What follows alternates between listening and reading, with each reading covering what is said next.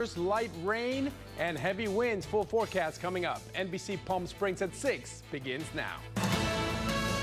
Now, connecting the valley, this is NBC Palm Springs at 6. Good evening. Thank you for joining us. I'm Olivia Sandusky. I'm Mark Mester. A former Coachella Valley Middle School soccer coach will spend more than 6 decades behind bars for sexually abusing students. It's tonight's top story. 30-year-old Juan Manuel Pantoja Troncoso of Salton City was sentenced to 61 years and 4 months in state prison at the Banning Justice Center. A jury convicted him in October of multiple counts, including forcible lewd acts on a child and contacting minors to commit sexual offenses involving 5 girls between the ages of 12 and 14. Prosecutors say the abuse happened in 2019 while he was a coach in the after-school education and safety program at Toro Canyon Middle School in Thermal. He was fired by the Coachella Valley Unified School District in 2020. Riverside County firefighters rescued a hiker in a remote area near Mecca today. Just before 1 o'clock, crews responded to Ladder Canyon Trail after reports of a hiker suffering a medical emergency. Due to the rugged terrain and limited access, a CHP helicopter was called in to help. The helicopter crew located and airlifted the patient to a nearby landing zone where they were transferred to a waiting ground ambulance and taken to a local hospital. All right, take a look at this. I believe we have some incorrect video. There's the video we were looking for, so we can talk about this now. Palm Springs Fire Department posted a rescue they assisted Riverside County's Mountain Rescue Unit with on Monday. It happened just before 3 p.m., but the footage that you're looking at was shot later in the evening, where deputies, also from the Cabazon Sheriff Station, responded to reports of lost hikers in the San Jacinto Mountains. One person suffered minor injuries and was taken to a nearby hospital in stable condition. The second hiker was not hurt. We're tracking road closures in the valley tonight. East Vista Chino and North Genotri Trail at the Wash reopened this morning. That's according to Palm Springs City officials. There is only one road closure in effect at this time. That's North Indian Canyon Drive. Of course, we're keeping a close eye on conditions. We'll let you know right away if anything changes. Speaking of the weather, let's take a live look outside our Agua Caliente casino camera in Rancho Mirage, where you see the clouds out there hanging around the mountains, some rain and a lot of wind pushing through the Coachella Valley today, Pablo. But the question is, has the rain left us for good this week? No, we're still getting some sprinkles, very light rain, not even a 1/10 of an inch, but there will be rain in different parts of the Coachella Valley and Palm Desert by Palm Springs. A couple sprinkles right now, and also cool temperatures. Currently 56 degrees, high humidity 71% because of those rain clouds, and temperatures all the way around pretty cool. Desert Hot Springs 52, Palm Springs at 56. So everywhere is around 10 to 15 degrees cooler than normal. As far as the rain, there you see the rain clouds coming in. By 10 o'clock it clears up, but then there'll be some more later on throughout the night. Windy though in Whitewater, wind gusts of up to 39 miles an hour. In our 3-day comfort air forecast, Friday mid 60s with no rain. Saturday and Sunday should be gorgeous, but we'll be heating up by next week. All right, Pablo, thank you for that. Turning to more local news this evening. Tonight, there is a ribbon cutting ceremony over at the Cathedral City Boys and Girls Club. They're unveiling a new Panda Cares Center of Hope. It's an upgraded space for teens to grow in their academic success. Ceremony is where we find our Brett Rosen live tonight. Hey, Brett. I'm right inside the new and improved Center of Hope, a teen center here at the Cathedral City Boys and Girls Club, a place where both staff and the students are telling me is a step forward in their educational future. Take a look.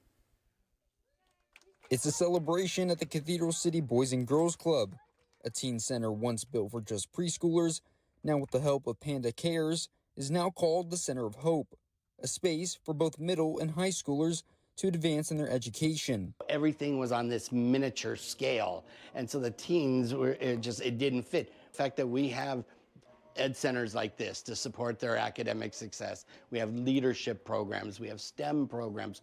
Really what we try to preach is that everyone has a gift inside, and our goal is to help you find your gift. The Cathedral City Boys and Girls Club Center of Hope received a $45,000 grant for renovations. According to the teens themselves, it's not just about investing in their education, but the center also playing a significant role in giving them more confidence. I used to have social anxiety. I'd stutter over my own words, and I wouldn't be able to really form a sentence or meet a new person. But now that I've met a lot of new friends and the teen centers really helped me become a better talker. It's helped me become a lot more confident in how I speak to people because I used to have really bad social anxiety. And now, as you see, I can speak to you perfectly. At the end of the day, the space isn't just for creating memories, but also getting your schoolwork done. And with endless study space and school supplies to choose from, the students who will use this space say this will only push them to hit the books more. It seems a lot more like comfortable and more like relaxing, which I think is a good part for like doing your homework too. I haven't always been a studious person, but when my mom started taking me to the Boys and Girls Club, and once we started having time to do our homework, it's helped me more in school to focus because this is a quiet area where you can do your homework. After the ribbon cutting ceremony, the students being able to walk inside this room, and from the look of their faces, I think it's safe to assume they're excited to be able to do their homework inside of the new and improved Center of Hope. Live in Cathedral City, I'm Brett Rose, and I'll send it back in studio to Mark and Olivia. All right, Brett, thank you for that. In more local news tonight, the Plaza Theater is showcasing a look back into the golden age of Hollywood and Palm Springs as Modernism Week comes to a close. Hollywood Meets the Palm Springs Plaza Theater takes place Friday at 9:30 in the morning. It's hosted by show business expert and historian Jim Cook, and it's introduced by Lucy Arnaz. The multimedia event will cover old Hollywood film premieres, mid-century modern homes, and exclusive footage of Tinseltown in the desert. Organizers say the event was created for all of the history buffs here in the Coachella Valley. And Modernism Week in Palm Springs is wrapping up. While the annual celebration of mid-century architecture has become a staple for design enthusiasts, organizers say it's also making a major impact on the local economy. Here's Kai Beach. Every year, we attract more and more people and educate them about this. It's Modernism Week in Palm Springs, and that means a major boost for the local economy. The people who come to Modernism Week are people who actually don't mind spending some money, buying books, buying some souvenirs, spending money on tours, and so that money then disseminates throughout the entire community. Event publicist Bob Bogart says this annual celebration of mid-century design generates more than $60 million in economic impact. One of my favorite things about Modernism Week is the passion that people have for it. They are so enthusiastic about the talks that we have, the parties we have. Visitors travel to our desert from across the country and around the world, filling hotels, dining at local restaurants, and shopping at small businesses like this coffee and record shop in downtown Palm Springs. It brings in so many people, especially since we're right across the street from the camp. Owner Kelly Segray says sales nearly doubled during this event, with customers purchasing everything from specialty lattes to vintage LPs. Definitely, we see this huge upkick of business after it's been a little quiet for a time. And with the second round of Modernism Week scheduled for fall, experts expect this year's total economic impact to surpass previous records. I'm Kai Beach with NBC Palm Springs. Coming up next, an upcoming fair is getting ready to help Palm Springs residents repair some old items. We'll tell you what they're doing right after this break. Also tonight, an epic overtime finish for Team USA Women's Hockey in Milan. Our Caitlin Kelly brings us the sights and sounds. It's coming up a little bit later on in sports. And here's a quick look at your gold and silver prices on this Thursday evening. Those headlines and more right after this break.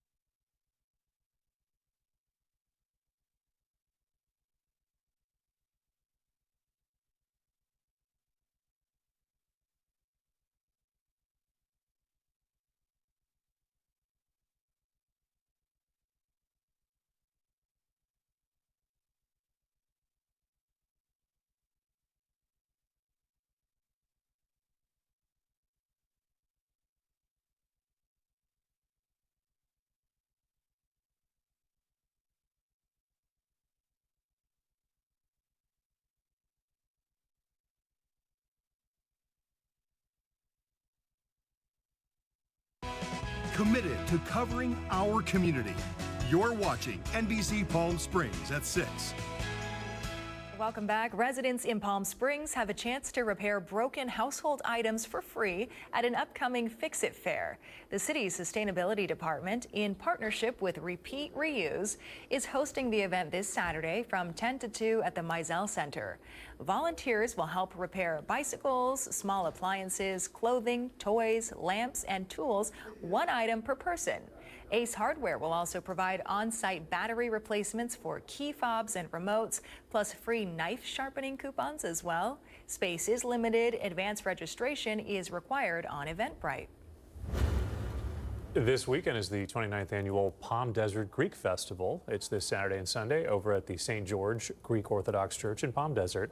Attendees will get to experience authentic Greek food, try heavenly Greek pastries, and also dance to live Greek music. Tickets are only $5, and kids 12 and under get in for free.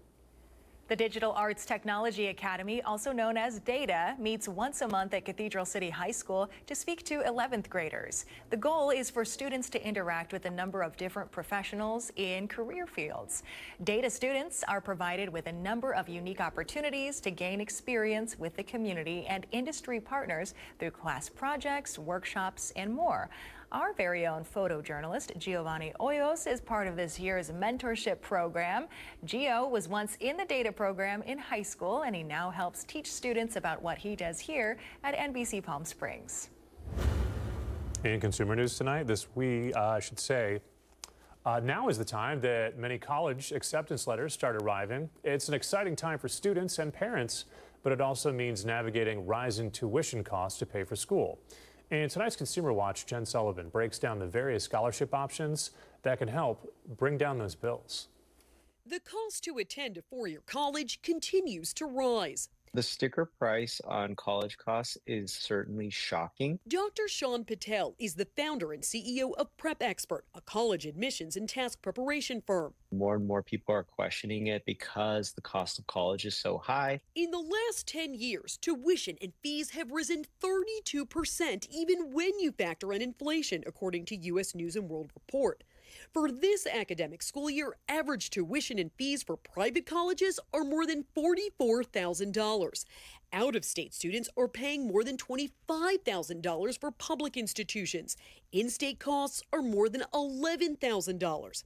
And if you're taking out a loan, it can mean graduating with a massive amount of debt. You want to try to take the minimal amount of loans out. It really should be the last option for parents and students trying to pay for college. Instead, Patel says find out what kind of aid your school offers. The most common way to find out eligibility for federal scholarships is to fill out the free application for federal aid form, known as FAFSA, and you can apply by going to studentaid.gov. Almost every state offers some type of financial aid, either a grant or a scholarship, and you can learn more at nasfaa.org.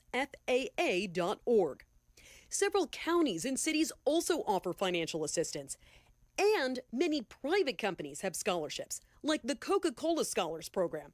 150 scholars are selected each year to each receive $20,000 in scholarships. That's one of the best things to do, is to really combine every option you have. Patel says statistically, the higher education you have, the more income you'll likely make over time.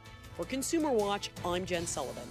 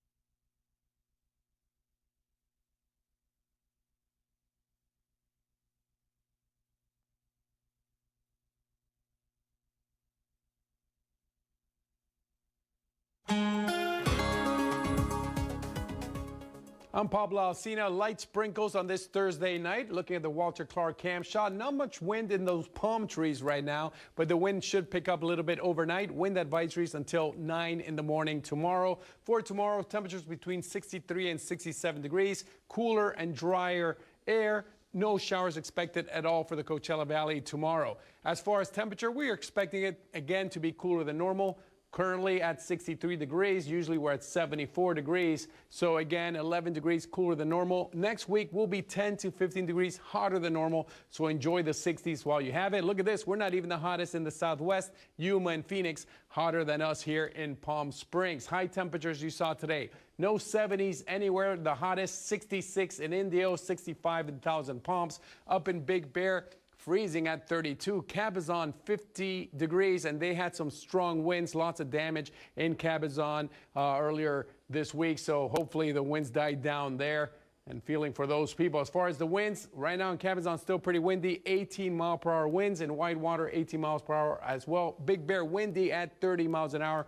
Palm Springs at 17. Later on tonight, we'll be in the 50s by 8 p.m. Midnight, we might even creep into the high 40s. On our 7-day comfort air forecast, gorgeous Friday, Saturday, and Sunday. Feeling almost like winter for us. Mid-60s to high 70s for Sunday. But then after that, we are back in the 80s Monday, Tuesday, and Wednesday. Look at this, Wednesday and Thursday, close to 90 degrees again. So that's why I said enjoy the 60s while you can. And don't forget tomorrow to tune in because it's Friday, so you're going to get the Pablo Spin. Keep it here on NBC Palm Springs.